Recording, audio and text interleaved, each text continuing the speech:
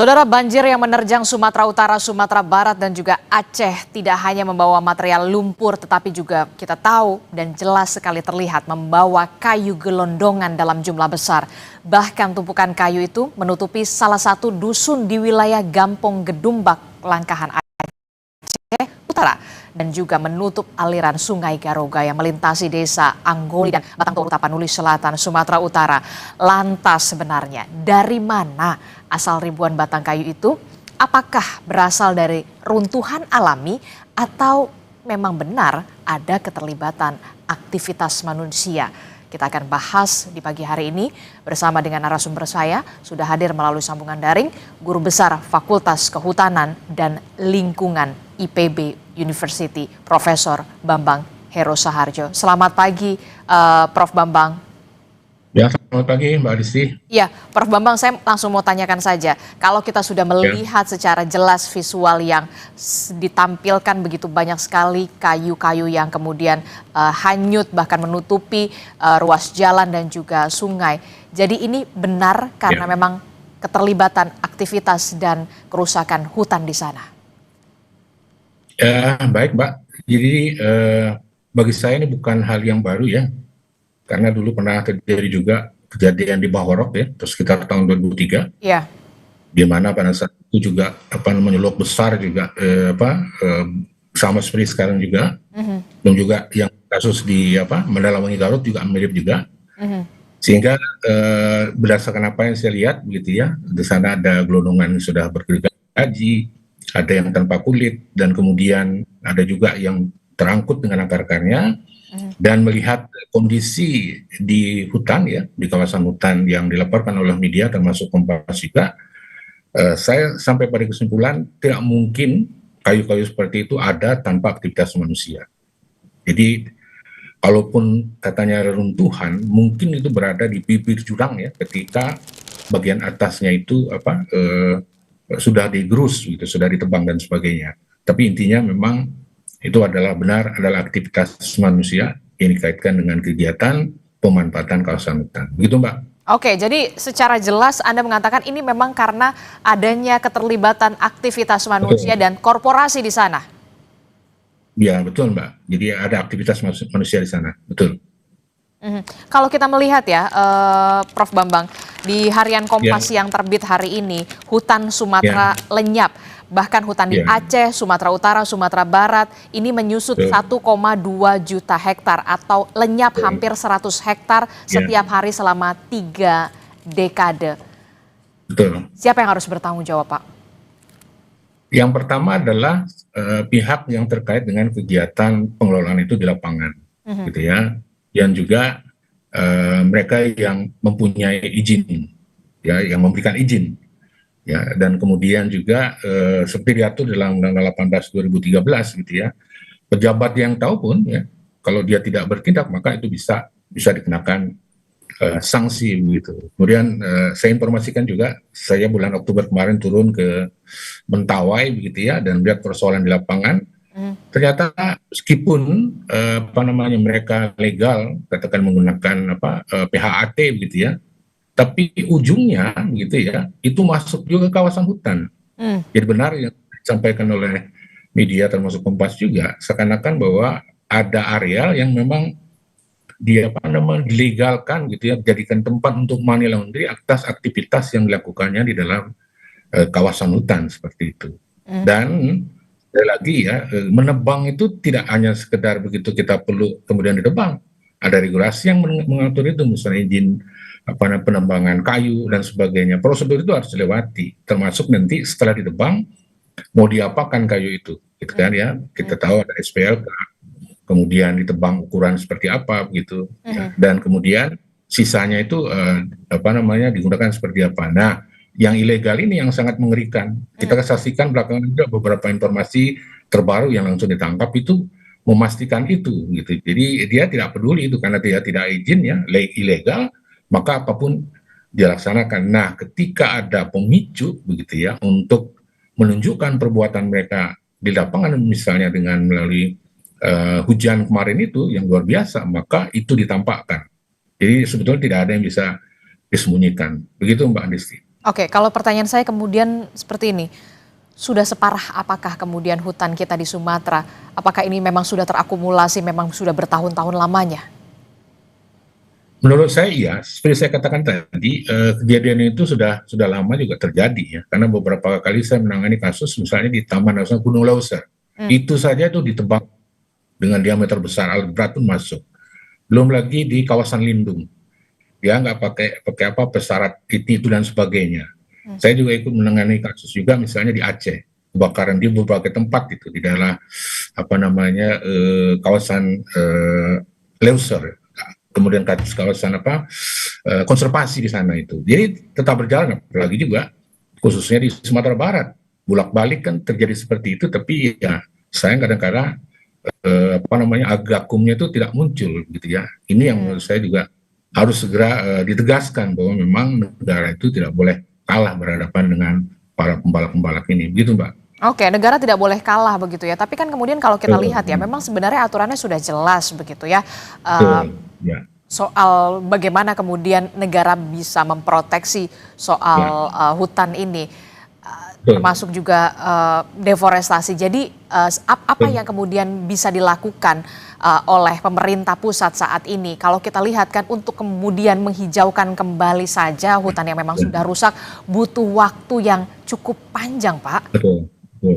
Jadi begini, sebetulnya banyak juga yang bertanya dan hubungi saya, Pak, mungkin bisa diproses ketika terjadi bencana seperti ini. Nggak perlu khawatir. Saya pernah ikut juga menangani kasus Menanggung Garut ya sekitar tahun 2003 itu bahkan digugat oleh salah satu LSM ya dari Jawa Barat ya karena melalui class action nggak tanggung-tanggung itu. Ini gugat itu Presiden, Menteri Kehutanan, kemudian Gubernur Jawa Barat, Direktur Perhutani, dan Bupati Garut, dan menang, Pak. Dan itu menunjukkan bahwa sekali lagi ya semua pihak juga harus sadar diri juga bahwa kewajiban mereka itu ada, begitu. Tapi kalau misalnya kewajiban itu tidak terpenuhi dan terakumulasi, seperti inilah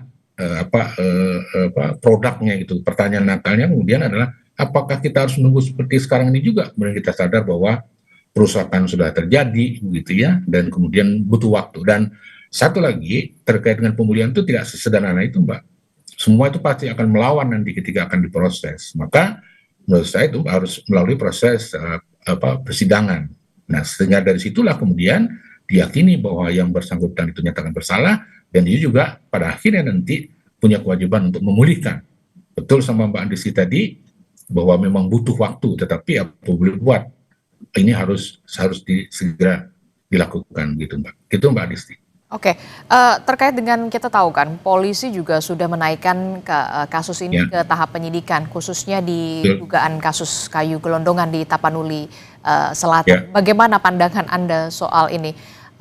Apakah ini bisa kemudian mengungkap secara komprehensif sampai ke akar-akarnya sebenarnya dari mana asal usul tumpukan batang kayu tersebut? Saya sepakat bahwa seperti yang Mbak Adisti katakan tadi bahwa penegakan hukum itu harus dilaksanakan dalam artian sesungguhnya. Untuk mengungkap itu banyak cara Mbak ya.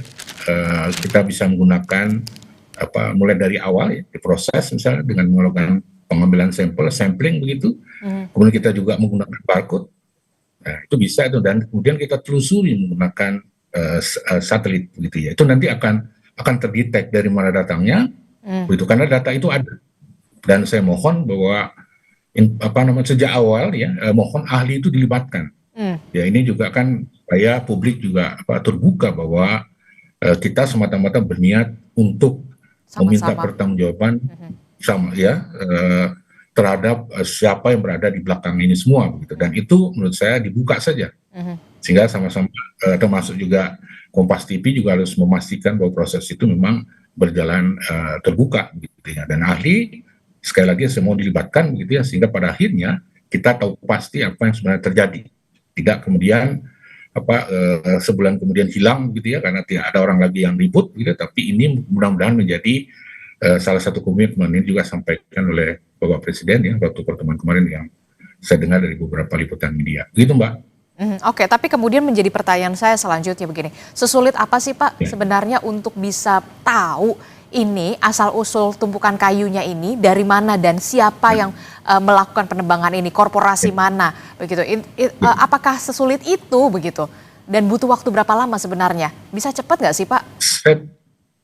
Saya pikir sih kalau kita mau, apakah ini kan peristiwanya extraordinary ya, apalagi yang meninggal sudah hampir 1.000 gitu ya, bahkan lebih mungkin, dan dampaknya itu luar biasa, maka kegiatan investigasi dan sebagainya juga harus extraordinary, sehingga seluruh pihak itu terlibat gitu, karena ini nanti kan akan berkaitan juga dengan beberapa instansi terkait, misalnya terkait dengan perpetaan gitu ya, terkait dengan informasi di lapangan dan sebagainya. Jadi mestinya tidak ada pihak-pihak yang mencoba menghalangi gitu ya untuk mengungkap fakta ini. Buka saja, saya pikir tidak lama Mbak, tidak akan bertahun-tahun, mungkin 2-3 bulan paling lambat itu sudah bisa dibuka.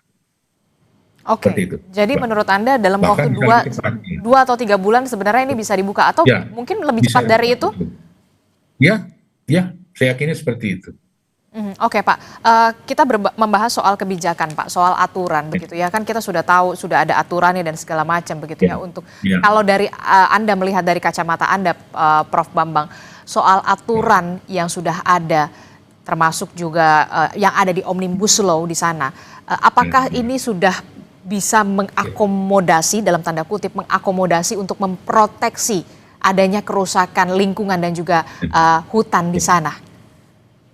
Ini juga sebetulnya ada permasalahan juga gitu ya dengan hadirnya Omnibus Law ini ya, Ciptaker ini, karena saya sedang menangani juga satu kegiatan gitu ya, bagaimana mungkin kemudian kawasan hutan itu ya kemudian dibuka begitu dan dideklar, bahkan ada sertifikat miliknya gitu ya, tanpa alih fungsi dan sebagainya, tapi bisa diakomodir tapi melalui misalnya kegiatan berbau sosial kehutanan seperti itu.